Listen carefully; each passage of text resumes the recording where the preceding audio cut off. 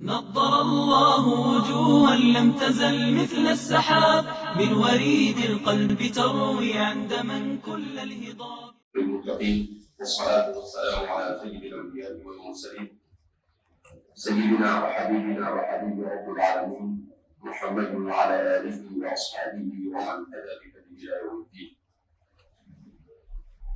قال الله تبارك وتعالى في كتابه المجيد والفرقان الحميد: أعوذ بالله من الشيطان الرجيم، بسم الله الرحمن الرحيم. كونوا ربانيين بما كنتم تعلمون الكتاب وبما كنتم تدرسون. اس وقت یہاں اٹھورا دارالمعربیہ میں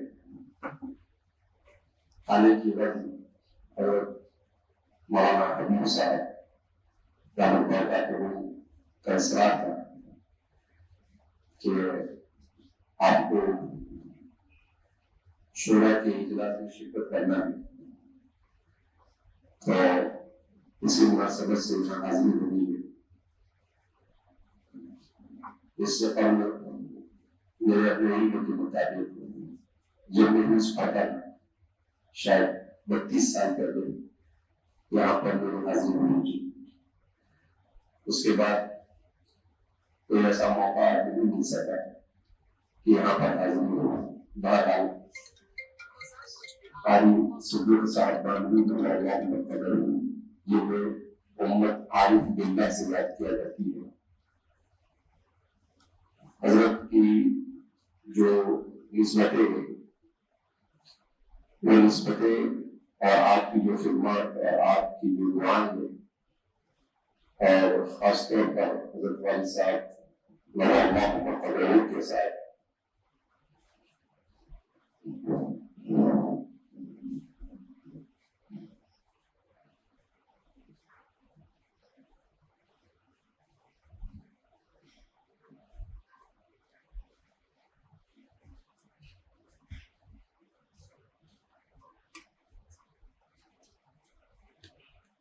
جو خصوصی تعلق ہے،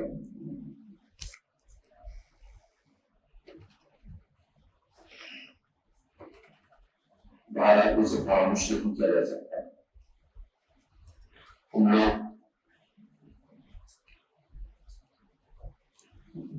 فکرے کے اس تاریخ دور میں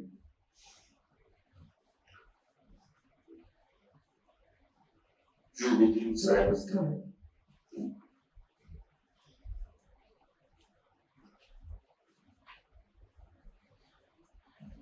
یہ صرف اور صرف ہمارے ان کی بزرگوں کی برکت ہے، ورنہ دنیا گھوم کر دے گی کہ پوری دنیا میں انسان کن حالات سے گزر رہا ہے۔ قرآن کریم میں اللہ فرماتے ہیں: نسوا اللہ فانساهم انفسهم، کہ لوگوں نے اللہ کو بھلا دیا تو اللہ نے انہیں خود اپنی ذات سے بے خبر کر دیا۔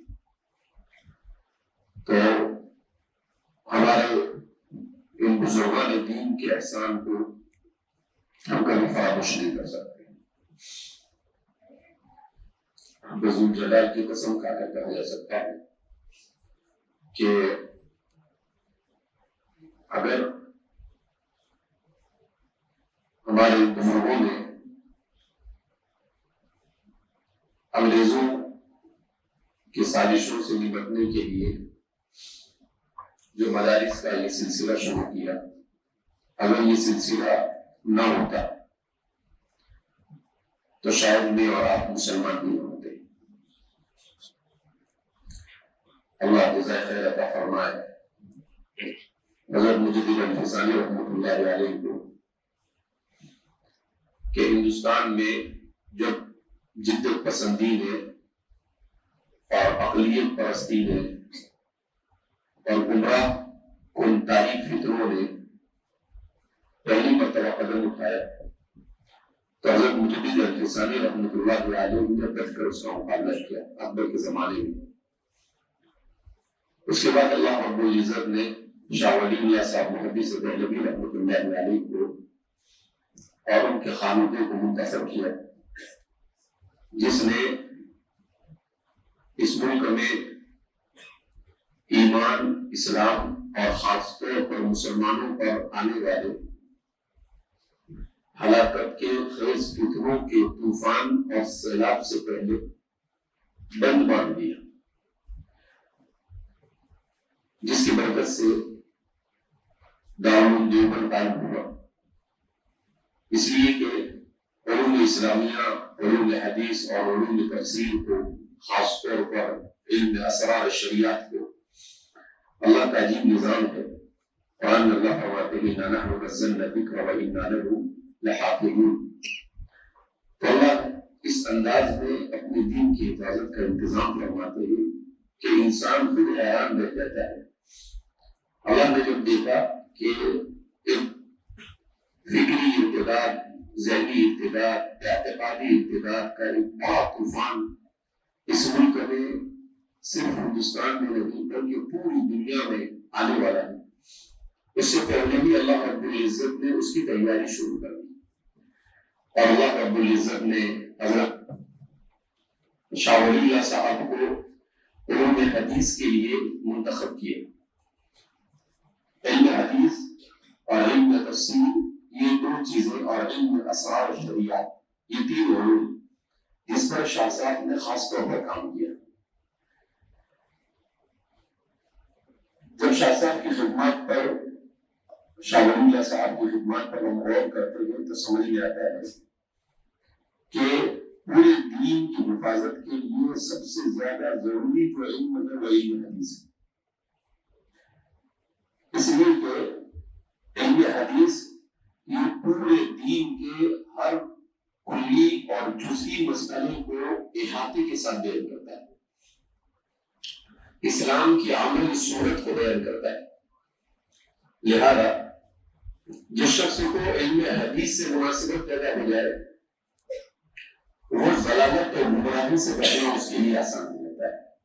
نبّر اللہ امرأ سمع مقالتی فوعاها وأداها كما سمعها۔ تو اس لیے احادیث مبارکہ کی حفاظت کے لیے جب اللہ نے دیکھا کہ عالم عرب اور عالم اسلام اس سے دور ہو رہا تو قبل اس کی کہ وہ علم کمزور پڑ جائے، اللہ نے شاہ صاحب کو مدینہ بھیج دیا، جہاں پر آپ نے شیخ طاہر سے علم حدیث حاصل کیا اور وہاں کے محدثین سے، اور پھر اسے لے کر اس ملک میں آئے۔ اسی لیے آپ کو مسند الہند کہا جاتا ہے کہ ہندوستان کے علم حدیث کی تمام کے تمام سلسلے کہاں پر جا کر رک جاتے ہیں؟ شاہ ولی اللہ صاحب محدث دہلوی رحمۃ اللہ علیہ پر جا کر کیا ہو جاتے ہیں؟ رک جاتے ہیں۔ تو شاہ صاحب اس علم کو لے کر آئے، پھر آپ کے صاحبزادوں نے، اس کے بعد آپ کے تلامذہ نے اس کو ایسا پروان چڑھایا کہ 20ویں صدی کے اوائل میں مصر سے جب علماء کا ایک وفد آتا ہے اور دارالعلوم دیوبند کی زیارت کرتا ہے تو وہ اس بات کا اعتراف کرتا ہے کہ اگر علم حدیث کے لیے ہمارے ہندوستان کے علماء نہ اٹھے ہوتے تو شاید یہ علم دنیا سے غائب ہو جاتا اور ضائع ہو جاتا ہے، مگر یہاں کے علماء نے اس علم کو اپنا عہدہ نشانہ بنایا اور علم حدیث پر جو خدمت کی ہے، اللہ اکبر، ان خدمات کو رہتی دنیا تک فراموش نہیں کیا جا سکتا ہے۔ ہر جگہ پر آج بھی ایسا نہیں ہے کہ دنیا میں محدثین نہیں پائے جاتے ہیں، مگر ہمارے یہاں پر جس توازن کے ساتھ، جس اعتدال کے ساتھ علوم اسلامیہ کو پڑھنے پڑھانے اور اس کے رواج دینے کا جو طریقہ ہمارے علماء نے منتخب کیا ہے، اس کی نظیر آپ کو دنیا میں کہیں نہیں ملے۔ ایک عرب سے میں نے خود سنا، وہ کہتے تھے کہ اس وقت پوری دنیا میں صرف ایک ہی ملک ایسا ہے اور اسی ملک کے باشندے ہیں جو مکمل صحابہ ستہ کو پڑھتے ہیں پڑھاتے ہیں، اور وہ ہے ہندوستان۔ دنیا میں جہاں بھی کہیں مکمل صحابہ ستہ پڑھائی جاتی ہے یا تو کوئی ہندوستان کا پڑا ہوا ہوگا یا ہندوستان سے اس کا کسی نہ کسی طرح تعلق ہوگا، ورنہ اس کے علاوہ کہیں کمی پائی جاتی ہے۔ تو ہمارے علماء نے بہت سوچ سمجھ کر ایسے نظامی کو منتخب کیا۔ ہمارے طلباء کو اس بات کو سمجھنا چاہیے کہ یہ بہت بڑی نعمت ہے۔ آج کل ہم لوگ یہ موبائل کے چکر میں اور اس وقت دنیا کے سوشل میڈیا کے چکر میں ایسے بدمست ہو چکے ہیں کہ ہم علوم اسلامیہ کی اللہ کو ہمیں بھیجا ہے اس کی قدر نہیں کرتے، اس پر محنت نہیں کرتے، جبکہ آج مزید محنت کی ضرورت ہے۔ صالحیت اور صلاحیت دونوں ہونی چاہیے۔ اور ان میں 3 باتیں بیان کر کر اپنی بات ختم کرتا ہوں، کیونکہ بڑے طلبا یہاں پر خاص طور پر بیٹھے ہوئے ہیں جو اندر میدان میں جا کر کام کریں گے۔ ہمارے طلبا کے اندر میں 3 چیزوں کا ملکہ اور 3 ارادے کر کر میدان میں جانا چاہیے۔ نمبر 1، جس علم کو سیکھا ہے وہ علم سب تک پہنچایا جائے۔ آج جو سب سے بڑا مسئلہ ہے کہ ہم سیکھ تو رہے ہیں مگر سکھا نہیں رہے، اس لیے کہ دنیا میں عیش و آرام کے اسباب اتنے ہیں کہ ان کو اختیار کرنے کے لیے عالم ہونے کے بعد بھی ایسا ڈھونڈتے ہیں کہ کہیں سے پیسے کمانے کا کوئی راستہ نہیں ہے۔ حنفی رحمۃ اللہ علیہ فرمایا کرتے تھے کہ جس مذہب کے مذہبی پیشوا مالدار ہو جائے وہ مذہب دنیا میں اپنی حقیقت کو اور اپنی اصلیت کو باقی نہیں رکھ سکتا۔ کہا کہ ہمارے علماء کو تو فقیرانہ ہی زندگی گزارنی پڑے گی، اسی لیے رسول اللہ صلی اللہ علیہ وسلم کا فقر اختیاری تھا، حضور کا فقر اضطراری نہیں تھا۔ حضور سے کہا گیا کہ اگر آپ کہیں تو احد پہاڑ کو کیا بنا دو سونا کا، لیکن میرے آقا صلی اللہ علیہ وسلم نے اس کو نہ کہہ دیا، کہا نہیں۔ حضور نے کہا اللہم اجعلنی مسکینا واحشرنی فی زمرۃ المساکین، اے اللہ مجھے مسکین بھی رکھ اور مجھے قیامت کے دن بھی مسکینوں کے ساتھ اٹھا۔ تو اس لیے فرماتے ہیں کہ دنیا کے پیچھے نہیں دوڑنا چاہیے۔ ہمارے والد صاحب نے قاری صدیق صاحب سے جو چیزیں سیکھی تھی اس میں سب سے بڑی جو چیزیں تھی وہ تھی وقت دنیا سے اپنے آپ کو بچانا۔ میں چھوٹا سا تھا، شاید 2-2.5 سال کا تھا، اس وقت مجھے جب بولنے کی تمیز پیدا ہوئی تو والد صاحب نے سب سے پہلے حدیث سکھائی حب الدنیا اور سکون الخطیہ، دنیا کی محبت ہر گناہ کی جڑ ہے، دنیا کی محبت ہر گناہ کی جڑ ہے۔ عربی بھی سکھایا ہے، جو مجھے یاد ہو گیا تو مجھے یاد ہو گیا اس وقت ہمارے یہاں پر 200-300 طلبا ہوں گے، تو اثر کے بعد مجھے کہا کہ ان کو اپنی یاد ہوگی وہ تجربے کے ساتھ آج تمہیں طلبا کے سامنے پڑھ رہا ہے۔ تو میں چھوٹا سا تھا، اثر کے بعد مجھے نے کہا کہ وہ حدیث سناؤ، تو میں نے سنا ہے حب الدنیا رأس کل خطیہ، دنیا کی محبت ہر گناہ کی جڑ ہے۔ اور پھر والد صاحب نے کہا کہ تمام طلبا اس حدیث کو یاد کر لیں۔ تو دنیا کی محبت جہاں پر آتی ہے وہاں پر پھر دین اپنے آپ کو آسانی سے نہیں بچا سکتا ہے۔ اس لیے کہتے ہیں کہ حب دنیا اور حب اللہ، اللہ کی محبت اور دنیا کی محبت ایک دن میں جمع نہیں ہو سکتی۔ تو سب سے پہلی چیز یہ کہ جس علم کو سیکھا اس کو پہنچائے۔ ایک حدیث میں ایک واقعہ بیان کیا کتاب القصص کے اندر میں امام محمد بن حسن الشیبانی نے امام ابو یوسف کے حوالے سے بیان کیا ہے کہ ایک حدیث اللہ کے رسول صلی اللہ علیہ وسلم نے ایک مرتبہ کہا ما بال اقوام، میں دیکھتا ہوں کچھ لوگوں کو لا یفقهون جیرانهم کہ وہ اپنے پڑوسیوں کو دین کی سمجھ نہیں دے رہے، ولا يعلمهم ولا يعلمهم ولا يأمرهم عن المعروف بالمعروف ولا ينهاهم عن المنکر۔ پھر اس کے بعد اللہ کے رسول صلی اللہ علیہ وسلم نے کہا ما بال اقوام، لوگوں کا کیا حال ہے لا يتعلمون عن جیرانهم، کہ وہ اپنے پڑوسیوں سے سیکھتے نہیں۔ تو بیلنس رکھا اللہ کے رسول۔ اب صحابہ پریشان کہ اللہ کے رسول صلی اللہ علیہ وسلم جب بھی یہ بات بیان کرتے ہیں تو کوئی نہ کوئی ہوتا ہے حضور کے ذہن میں کہ کوئی توقع ایسا ہے مدینہ میں جس کو آپ صلی اللہ علیہ وسلم بغیر نام لیے یہ بات بیان کر رہے ہیں۔ تو صحابہ کے ذہن میں مبادرت کی کہ یہ بنو اشعار ہیں، حضرت ابو موسیٰ اشعری رضی اللہ تعالیٰ عنہ کا قبیلہ ہے۔ یہ بڑے ذلیل لوگ تھے، یمن سے ہجرت کر کر آئے تھے اور مدینہ کے پاس ایک جگہ پر انہوں نے قیام کیا۔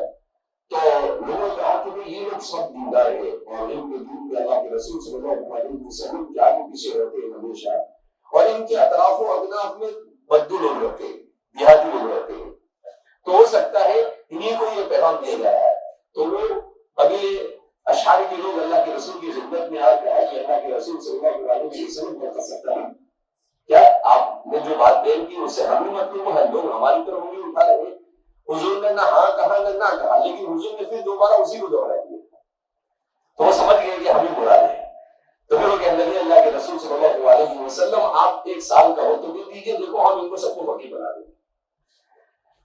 اس کے بعد آپ صلی اللہ علیہ وسلم کے بیان کے مطابق حضور کی نصیحت کے بعد فرماتے ہیں کہ انہوں نے ان بدوؤں پر، ان دیہاتیوں پر اتنی محنت کی کہ 1 سال میں ان کو جو کچھ سیکھا تھا سب کچھ سکھا دیا ان کو، اور ان کے اندر بھی دین زندہ ہو گیا۔ تو معلوم ہوا کہ جو بھی سیکھا اسے فوراً سکھانا ہے، اسے سکھانے میں وہ نہیں کرنا ہے۔ اس لیے فرماتے ہیں ہمارے محدثین یا علماء نے لکھا ہے کہ ایمان لانے کے بعد سب سے افضل ترین عبادت کیا ہے؟ نشر العلم، علم دین کو پھیلانا۔ ایمان لانے کے بعد سب سے بڑی عبادت ہے اور سب سے بڑی بات، اس سے بڑی کوئی بات نہیں ہو سکتی ہے۔